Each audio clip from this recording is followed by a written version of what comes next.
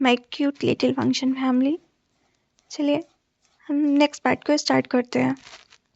Daisy pavilion में याऊ एचा की ओर चला और उसके कंधे से पकड़ते हुए उसके सामने घुटने टेक दिए। और एचा एक बच्ची होने के नाते अपनी माँ के व्यवहार से बहुत हैरान थी। उसकी माँ पर कुछ भूत सवार था क्या? उसकी माँ अभी इतना अजीब व्यवहार क्यों कर रही है? कल रात भी उसकी माँ ने उसे डांटा था, लेकिन अब एक पूरी तरह से अलग व्यक्ति की तरह व्यवहार कर रही है। लानेचा चिल्लाते हुए वहां से भाग गई। भूत! वहीं सिजोई ने याओ के कंधे पर हाथ रखा और कहा, माँ। याओ ने सिजोई की ओर देखते हुए कहा, सिजोई, मुझे नहीं पता कि आपकी जिम्मेदारी किस उपपत्नी को मिलेगी। सिजोई ने एक जिद्दी बच्चे की तरह जिद करते हुए कहा, मैं किसी को भी अपनी माँ के रूप में स्वीकार नहीं करूंगा। याओ को हंसी आई और उसने सिजोई को गाल को सहलाते हुए कहा, चाहे कोई भी हो, कभी किसी के सामने अपना सर मत झुकाना। किसी को भी अपना और इच्छा का अपमान मत करने देना या उन्हें खुद को धमकाने मत देना। लेकिन याद रखना, अगर वह मैडम म्यामा है तो तुम्हें एक छुपा हुआ सांप होना होगा जो किसी को भी काटने से पहले 2 बार नहीं सोचेगा। याओ ने बात गुस्से में दांत पीसते हुए कही। याओ गुस्से में बुदबुदाया और अपने पेट पर हाथ रखा और कहा, उसने मुझसे मेरा सब कुछ छीन लिया। मेरा अजन्मा बच्चा। उसकी आंखों से आंसू की एक ताजा बूंद नीचे गिर गई। तभी सिजोई ने कोल्ड टोन में कहा, मैं किसी का मोहरा नहीं हूँ माँ, ना ही मैं किसी कंकीवाइन के सामने झुकूंगा। आप अस्वस्थ रहें। और उसने गुस्से में दांत पीसते हुए अपने मन में सोचा, मैं उस बादशाह को दिखा दूंगा कि मैं कमज़ोर नहीं हूँ। मैं उसे भी दिखा दूंगा कि मैं उसका खून हूँ और मैं उसे मारने से भी नहीं हिचकिचाऊंगा। तभी याओ ने सीरियस टोन पे सिजोई का नाम लिया। सिजोई ने उसकी ओर देखा तो याओ ने उसके कंधे को थपथपाते हुए कहा, अपने पिता का कभी अनादर मत करना, हमेशा उनके पक्ष में रहो। मैं चाहता हूँ कि केवल तुम ही इस सिंहासन पर बैठो। सिजोई कुछ नहीं बोला, याओ की ओर ही देखता रहा। वहीं लान पैलेस में वांगजी वींग ने जो कहा सिर्फ उसी बारे में सोचे जा रहा था और वह गुस्से में अपने हाथ को पीस रहा था। क्या मैं सच में सबके साथ अन्याय कर रहा हूँ? क्या मैं सचमुच पुरुष सम्राट जैसा बन गया हूँ? वांगजी के मन में बस यही ख्याल आ रहे थे बार बार।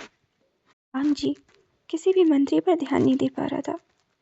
उससे बहुत सारे सवाल पूछ रहे थे, जैसे कि मियांग के मंदिर जाने की खबर कुछ जंगल में आग की तरह फैल गई। यह एक गर्म खबर थी, लेकिन कोई भी उसके बारे में चिंतित नहीं था, क्योंकि हर कोई राजकुमार और राजकुमारी के बारे में अधिक चिंतित लग रहा था कि कौन सी उपपत्नी को उनकी जिम्मेदारी मिलेगी। यह नियम है कि किसी भी राजकुमार और राजकुमारी को अकेले रहने की अनुमति नहीं है। उन्हें शिक्षित करने के लिए उनके साथ उनकी माँ का होना अनिवार्य है, और यदि उनकी माँ की मृत्यु हो जाती है या उन्हें मिंग्याओ की तरह दंडित किया जाता है तो सम्राट यह तय करेगा कि राज और राजकुमारी की जिम्मेदारी किसके पास होगी।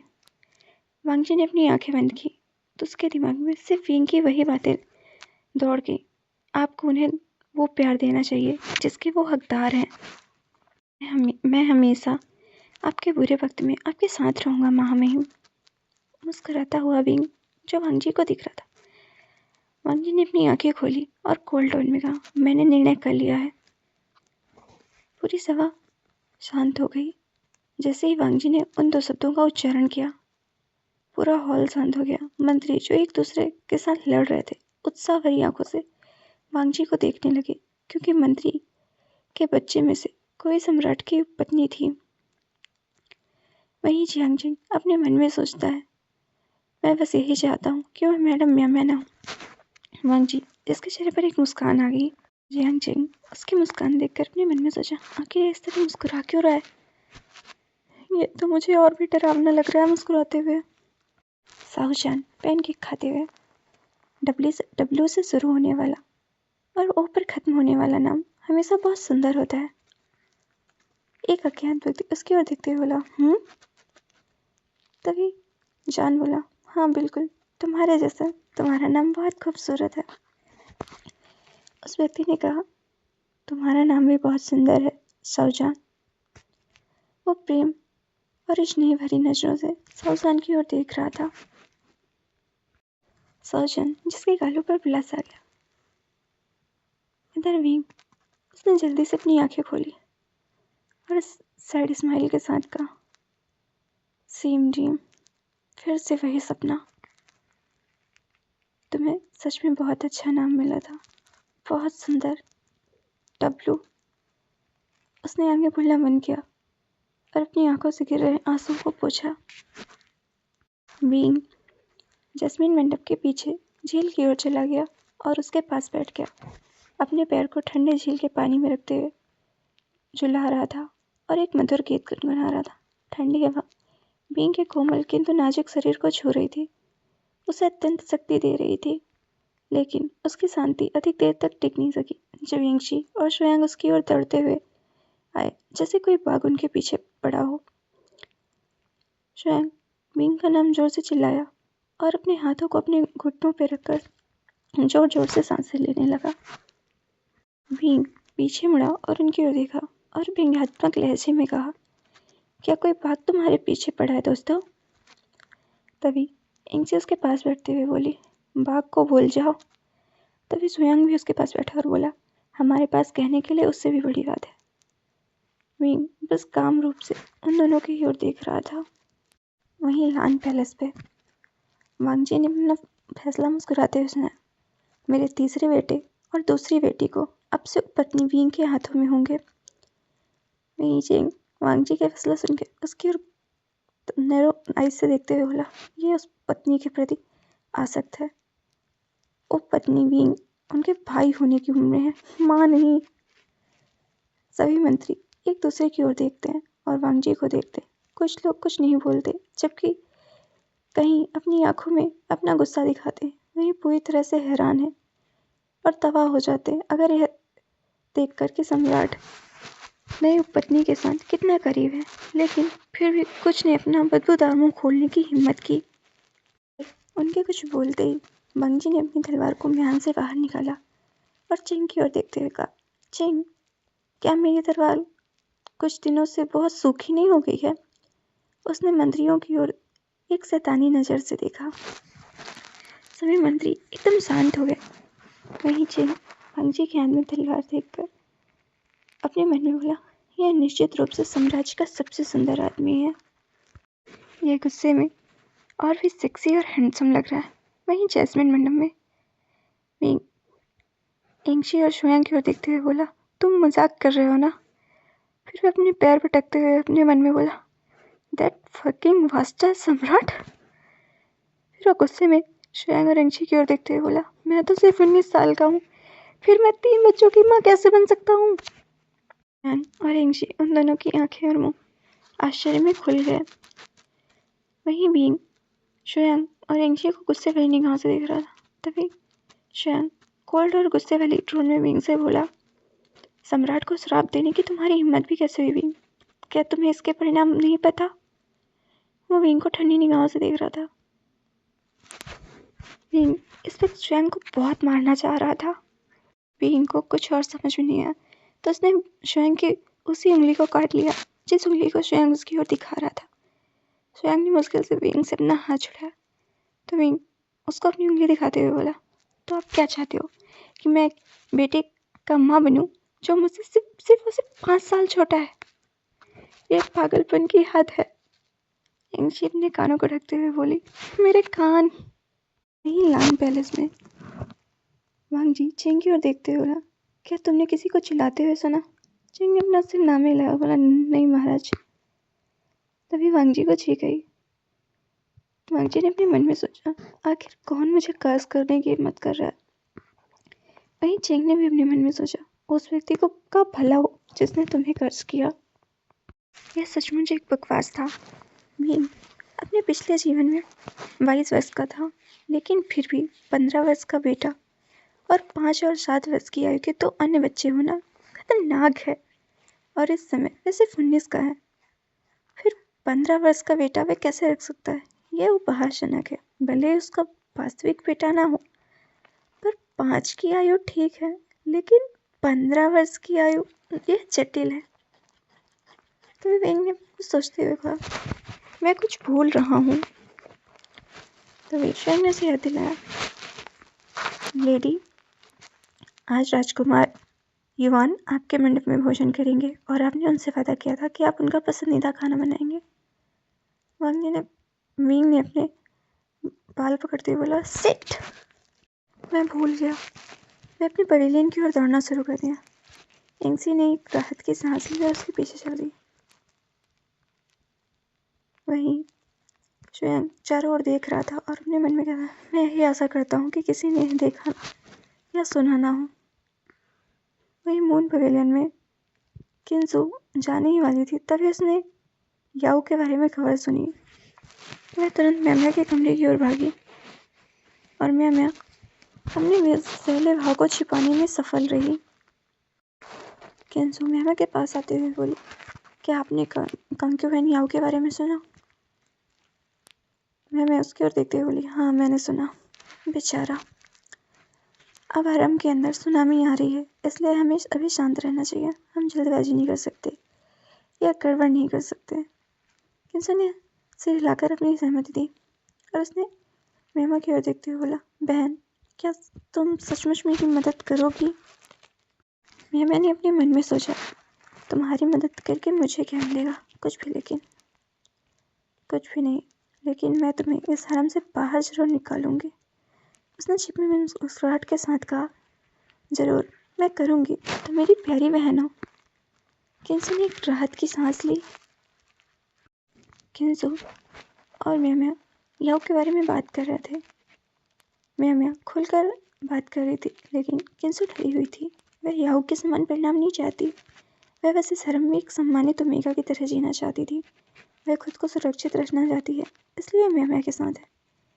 म्या ने मुस्कुराते हुए किंजू से कहा, वैसे तुम तो बहुत पहले ही यहाँ से चली गई थी।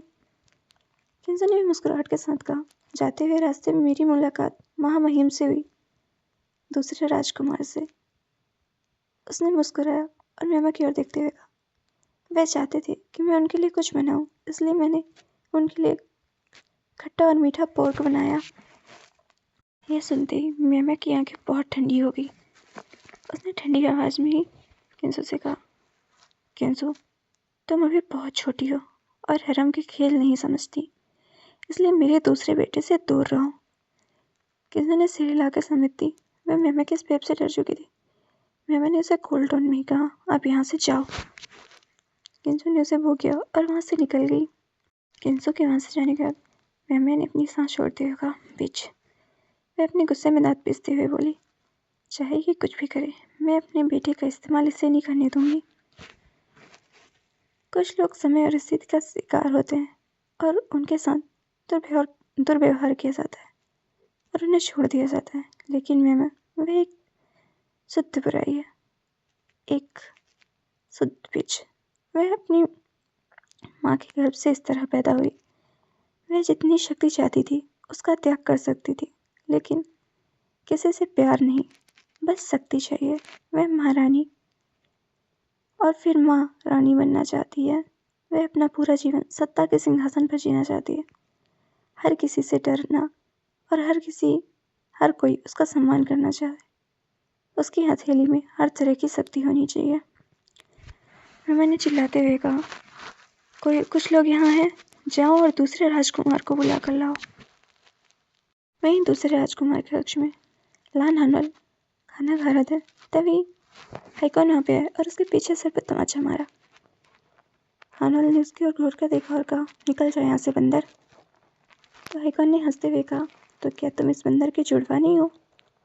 हानल ने अपनी आइज रोल की। तो हाइकॉन उसके बगल में बैठते हुए बोले, इस बार आप यहाँ कितने समय के लिए हैं? हानल की आंखें उदास हो गई।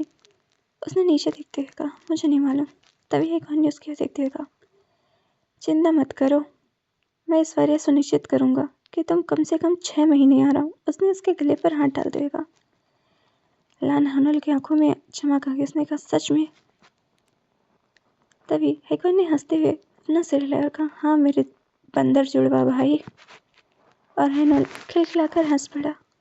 8 वर्ष की उम्र से ही हानुअल को साम्राज्य का सर्वश्रेष्ठ तीरंदाज बनाने के लिए कठोर प्रशिक्षण दिया गया। हानुअल ने दुनिया भर की हर छोटी बड़ी प्रतियोगिता में हिस्सा लिया। 8 साल की उम्र से वह किसी भी राष्ट्रीय जगह पर 2 या 3 महीने से ज्यादा नहीं रुका। वह 16 वर्ष की उम्र में साम्राज्य का सर्वश्रेष्ठ तीरंदाज यूं ही नहीं बन गया, किसी भी तरह से नहीं। उसने ये उपाधि पाने के लिए बहुत कुछ खो दिया है। उसने अपना बचपन खो दिया, माता पिता के प्यार का त्याग किया, अपनी वास्तविक विशेषताओं को छिपाते हुए वह समझदार और जिम्मेदार राजकुमार बन गया। वहीं लान पैलेस में आज दरबार अपेक्षित समय से बहुत जल्दी समाप्त हो गया। वांगजी खड़ा हुआ और वहां से चला गया, जबकि सभी मंत्री और सेवक तब तक अपना सिर नीचे झुकाए खड़े रहे जब तक सम्राट वहां से चले नहीं गए। वांगजी अपनी गाड़ी पर बैठा और चिंग उसके बगल में खड़ा था। वांगजी ने कोल्ड टोन में कहा, जैस्मिन मंडप पे चलो। तभी चिंग ने उससे बोला, क्या आप उपपत्नी विंग के साथ दोपहर का भोजन करेंगे?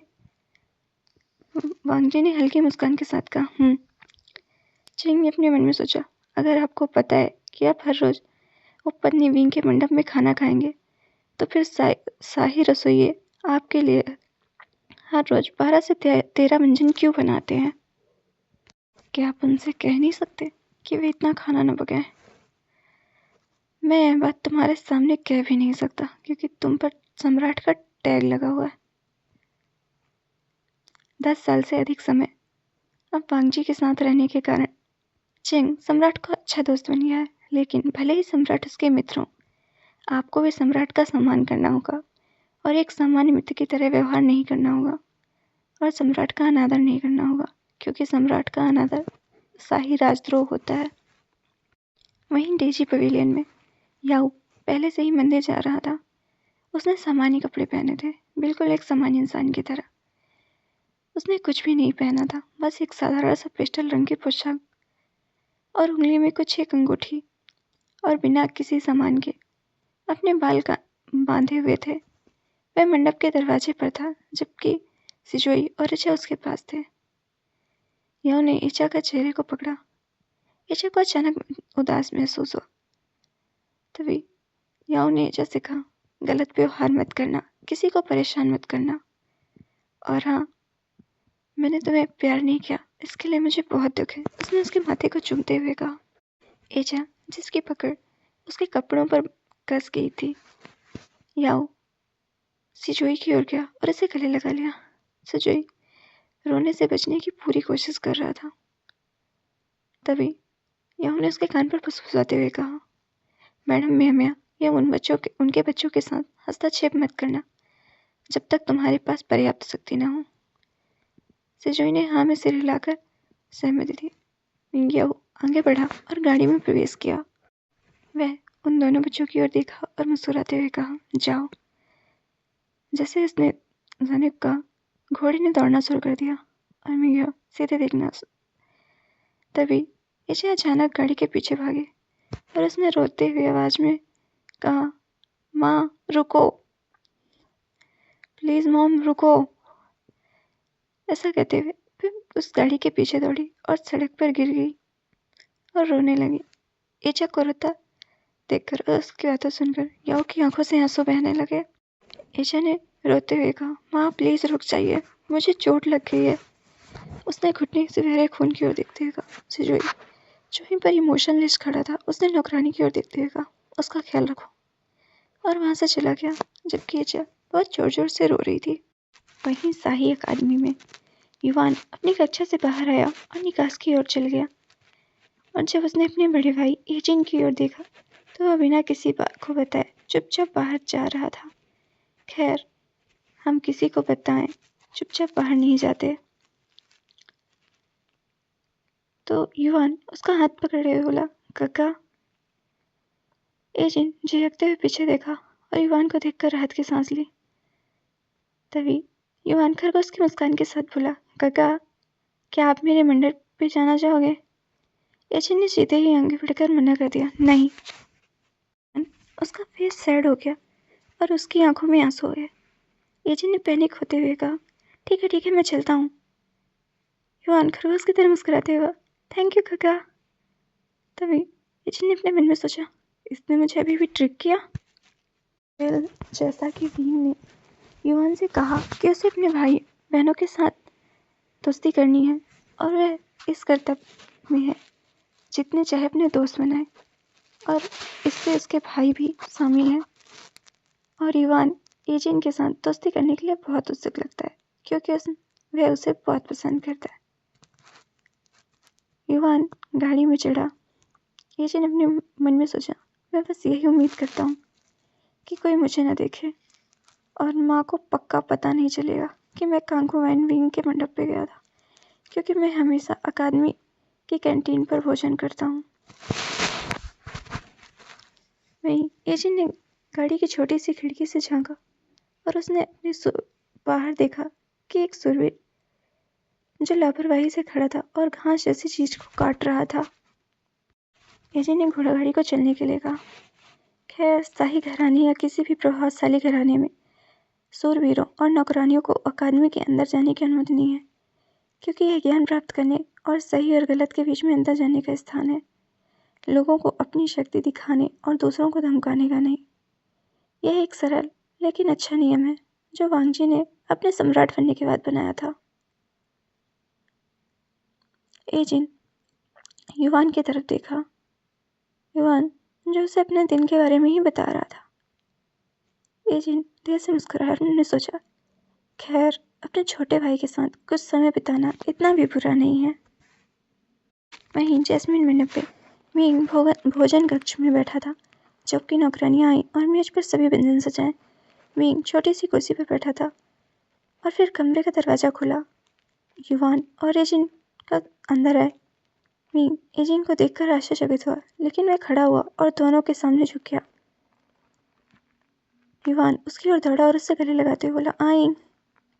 विंग हंसा और गले लगाते बोला, तो स्कूल कैसा था तुम्हारा? युवान ने पाउट के साथ बोला, बोरिंग। विंग ने भी युवान के साथ ही बोला, बोरिंग, और दोनों एक साथ हंस पड़े। एजिन अपनी हिरनी जैसी आंखों से उनकी ओर देख रहा था और उसने अपने मन में दुखी होकर सोचा, मेरी माँ युवान की माँ की तरह क्यों नहीं हो सकती, मजेदार और ख्याल रखने वाली। वहीं विंग ने एजिन की ओर देखते हुए मुस्कुराकर पूछा, आपका स्कूल कैसा गया प्रिंस? एजिन ने विंग की ओर देखा और कहा, यह अच्छा था। विंग ने फिर से हल्की सी मुस्कान दी। विंग अपने मन में सोचा, जब ये मुस्कुराता है तो बिल्कुल खरगोश जैसा दिखता है, लेकिन लगता है कि यह सभी बच्चों अपने पिता वाली हंसी की विशेषता मिल गई है। क्या हमारा बच्चा भी? विंग ने अनजाने में ही अपने पेट को छुआ। फिर विंग ने अपने मन में सोचा, मैं भी क्या बकवास सोच रहा हूँ। उसने राजकुमारी की ओर मुस्कुराकर कहा, चलो बैठो। विंग और युवान बगल में बैठे, किंतु एजिन भी विंग के बगल में थोड़ी दूर पर बैठा। विंग समझ गया कि एजिन असहज महसूस कर रहा है, इसलिए उसने उन तीनों के लिए खाना परोसना शुरू कर दिया। तभी विंग ने छठवें राजकुमार की ओर देखते हुए मुस्कुराकर बोला, मुझे नहीं पता था कि तुम आ रहे हो छठवें राजकुमार। क्षमा करें यदि मैं आपकी पसंद का कुछ भी तैयार नहीं कर सका। पर एजिन ने मुस्कुराकर कहा, सब कुछ ठीक है उपपत्नी विंग। विंग ने सिर हिलाकर अपनी सहमति दी। तभी एंग्जी ने शुएंग से फुसफुसाकर कहा, कब से मैडम म्याम्या का बच्चा इतना अच्छा और समझदार हो गया? शुएंग ने उसकी ओर देखते हुए हंसी उड़ाते हुए कहा, अच्छा व्यवहार, बस ये अपनी माँ की तरह अभिनय करने में अच्छा है। एंग्जी और शुएंग दोनों ही एजिन को खूब थे। शुएंग अपने मन में सोच रहा था, अगर मैडम म्याम्या न होती तो लेडी यानली आज इस स्थान पर होती। वे गुस्से में अपने दांत पीसते हुए एजिन की ओर देख रहा था, मानो उसे घूर रहा हो। इतनी तीव्र घूरन महसूस कर एजिन विंग के करीब आ गया और उसने आपको थोड़ा खींच लिया और उसकी एक नज़र शुएंग पर गई। उसने अपने मन में डरे हुए सोचा, यह डरावना है। वहीं शुएंग अपने मन में बोला, मैं विंग और महामहिम को उसके करीब नहीं आने दे सकता। अपनी साफ माँ से बेहतर नहीं है ये। जब विंग ने एजिन की असहजता को महसूस किया तो उसने एजिन से पूछा, क्या सब कुछ ठीक है प्रिंस? एजिन ने सिर हिलाकर सहमति दी। विंग ने एजिन को देखा और फिर शुएंग की ओर देखा और अपने मन में सोचा, ये शुएंग का भी ना। विंग ने मुस्कुराते हुए शुयांग से कहा, शुयांगा, आप क्यों नहीं जाकर रसोई घर से कुछ मीठा खा लेते? शुयांग ने सिर हिलाया और वहां से चला गया।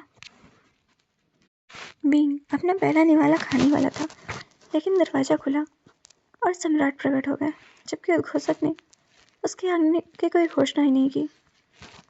सभी सेवक वांगजी के सामने झुके, जबकि विंग और राजकुमारा भी खड़े होने कर उसे झूमने ही वाले थे। तभी वांगजी की नज़र एजिन पर गई। उसने मन में सोचा, मुझे नहीं पता था कि विंग के साथ इसके इतने अच्छे संबंध हैं, हम साथ में लंच कर सके। तभी युआन उठा और हंसकर वांगजी की ओर जाते हुए बोला, फादर। तभी एजिन ने उसे रोकते हुए बोला, युआन, तुम्हें उन्हें फादर नहीं किंग। पर एजिन अपनी बात कंप्लीट कर पाता उससे पहले ही वांगजी ने उसे रोक दिया और कहा, कोई बात नहीं, ये ठीक है। वह उन दोनों के पास जाकर वहाँ बैठ गया और बोला, तुम दोनों मुझे फादर कह सकते हो। एजिन ने सिर मिलाकर अपनी अनुमति दी। तभी विंग ने मुस्कुराकर पूछा, आप यहाँ क्या कर रहे हैं महाराज? वांगजी ने भी उसे मुस्कुराकर जवाब दिया, तुम्हें क्या लगता है मैं दोपहर का भोजन करने यहाँ पर आया हूँ? विंग ने उसकी ओर देखते हुए पूछा, मुझे पता था कि आप यहाँ दोपहर का भोजन करने के लिए जरूर आएंगे। विंग ने उसकी ओर देखते हुए कहा, लेकिन आपको पहले बताना चाहिए ताकि मैं आपके लिए कुछ अतिरिक्त बना सकूं। वांग ने कहा, ठीक है, हम खाना बांट लेते हैं। विंग अपनी खाने की प्लेट को अपनी ओर खींचते हुए बोला, क्या? बिल्कुल नहीं। वांग जी इसकी ओर देखते हुए बोला, क्या तुम सम्राट को भोजन देने से इनकार कर रहे हो? विंग ने अंग्रेजी में कहा, फक यू। वांग जी जैसे समझ नहीं पाया, उसने कहा, क्या कहा तुमने? विंग ने उसकी ओर देखते हुए कहा, मैंने कहा, hell out from here you shameless old emperor. Wang ji irritate होते हुए बोला, मुझे सच में समझ में नहीं आ रहा तुम क्या कह रहे हो। विंग ने उसकी ओर देखते हुए कहा, तुम सच में बहुत बूढ़े हो गए हो, इसलिए तुम नहीं समझ सकते। वांग जी खुद की ओर पॉइंट करते हुए बोला, तुम मुझे बूढ़ा बोल रहे हो? विंग ने उसकी ओर देखते हुए कहा, तो क्या तुम खुद को जवान समझ रहे हो? आप 30 के हैं और मैं 19 का, हमारे बीच में 11 साल का अंतर है। आपकी उम्र के तो मेरे अंकल है। वांग जी उसके तरफ देखते हुए बोला, तुम? फिर मैं अचानक रुक गया। अपने मन में सोचा, मैं क्या कहूँ, पता नहीं क्या कहूँ। बस मैं मुस्कुराते हुए कहा, चलो कोई नहीं, खाना खाते हैं। वांग जी विंग दूसरी ओर देखते हुए बोला, तभी युवान अपने मन में सोचते बोला, प्रतिद्वंदी पराजित हुआ। वहीं एजिन मस्त अपनी पलकें झपका रहा था। वहीं एंगशी अपने मन में सोच रही थी, शुयांग गंगा ने इतना अच्छा शो मिस कर दिया। और चेंग अपने मन में सोचा, आखिरकार किसी ने इस अहंकारी गूंगे सम्राट के मुंह पर सच तो बोला।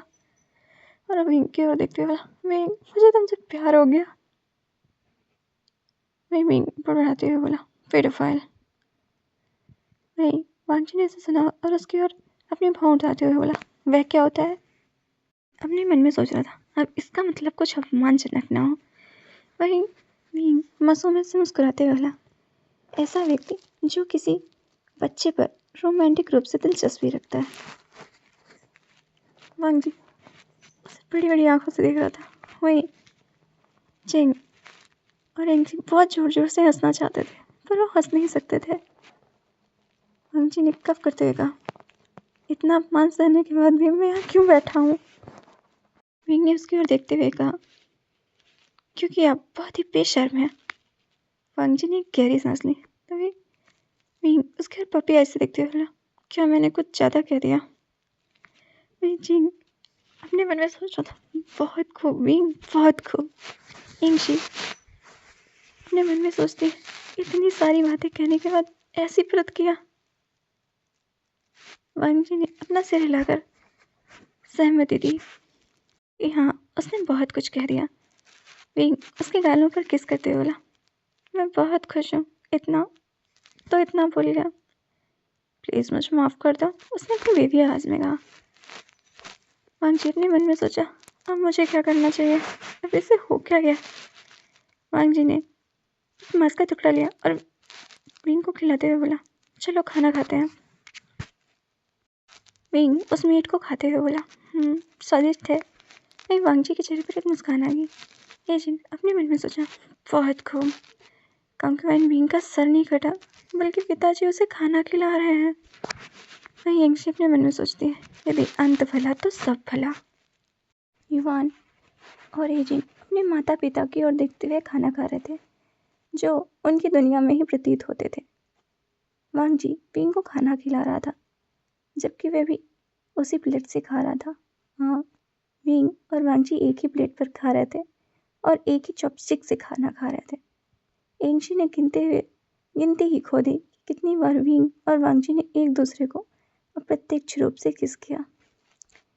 एंगशी अपने मन में ही सोच रही थी, अब विंग को किसी और चीज़ की ज़रूरत नहीं है, बस एक बच्चे की ज़रूरत है। अपने आधिकारिक बच्चे को जन्म देने के बाद वे महामहिम के लिए और अधिक महत्वपूर्ण हो जाएंगे। आप लोग एंगशी को गलत मत समझिए, क्योंकि प्राचीन युग के नियम और दृष्टि इसी तरह थी।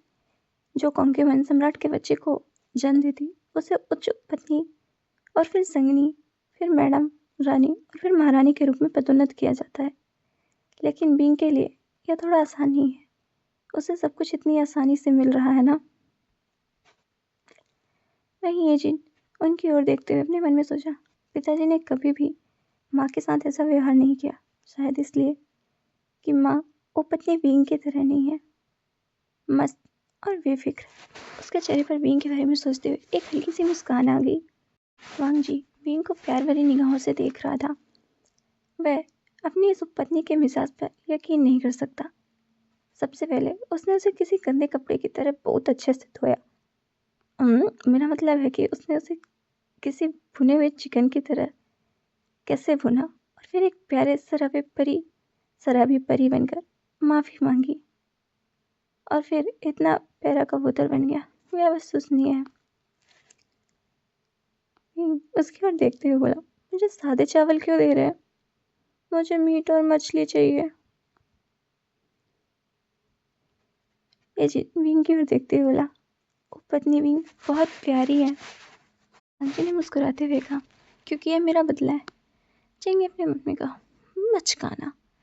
नहीं, विंग उसके अंदर बोला, रियली आप बात बचकाने हैं क्यों?